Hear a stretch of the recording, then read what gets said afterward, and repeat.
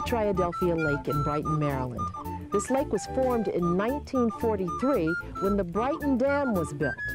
With a storage capacity of 7 billion gallons, this 800-acre lake is well known for its recreational opportunities.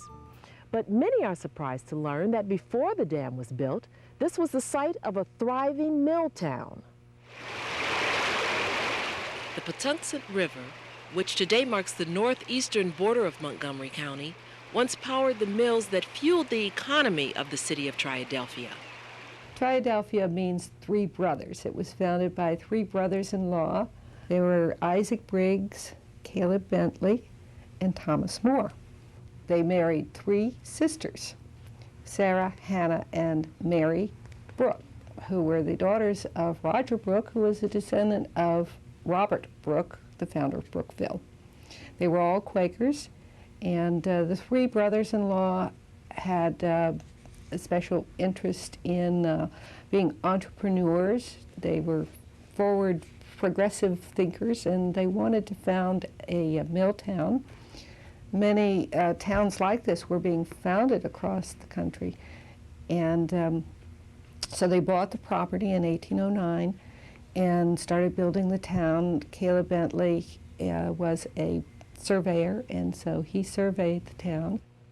In its heyday, between 1809 and the Civil War, Triadelphia was a thriving industrial community.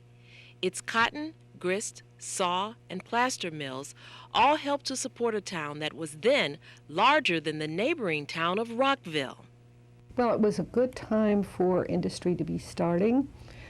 The town was formed on the plan of having several different mills all located in one place so that they could all take advantage of the same water power and also interchange equipment, mechanisms, and the idea was a good one. There were many other towns that were founded like this. Ellicott City is one, but this was the only one that was founded in Montgomery County.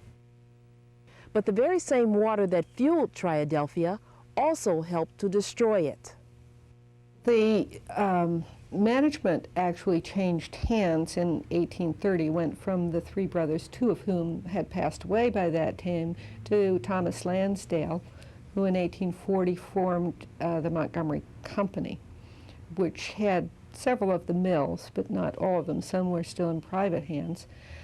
And then the Civil War came, and mainly during the war, the textile mill suffered because of the lack of cotton, which had previously come from the South.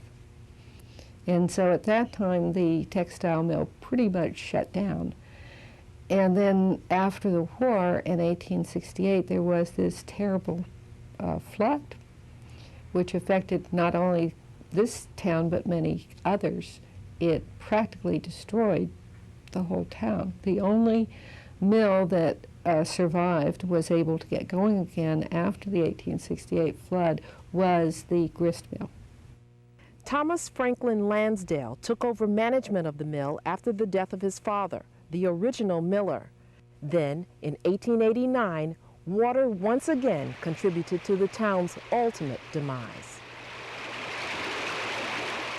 Well, the Johnstown flood in 1889 totally devastated the town. All the mills that had tried to rebuild up until that point were destroyed. And they never rebuilt after that. The reason was that the whole shift of industry at that time, by the 1890s, industry was using steam power and gasoline power. They were using railroads to transport their goods, and so they were locating next to the railroad tracks. And those industries totally took over from the water-powered mills. All the water-powered mills died out by the first part of the 20th century. P. Garland Ligon bought the property for farming, allowing farm families to live in the buildings that remained. Roseanne Phone's father managed the farm for Mr. Ligon. She told us it was a happy place to be a kid. But all that changed when, in 1943, WSSC completed construction of the Brighton Dam. and the Patuxent filled the reservoir, completely submerging what was left of the town. Only a few things remain from the town of Triadelphia. This graveyard, high on a hill overlooking the town, went untouched. Before the dam was built, Mr. Ligon disassembled some of the buildings and used the stones to build this house, known as homestones. The front stoop was made from one of the millstones. And this bell dates to 1837. It once called the mill hands in to begin their daily work. Now it can be found in front of Sherwood High School in Sandy Spring.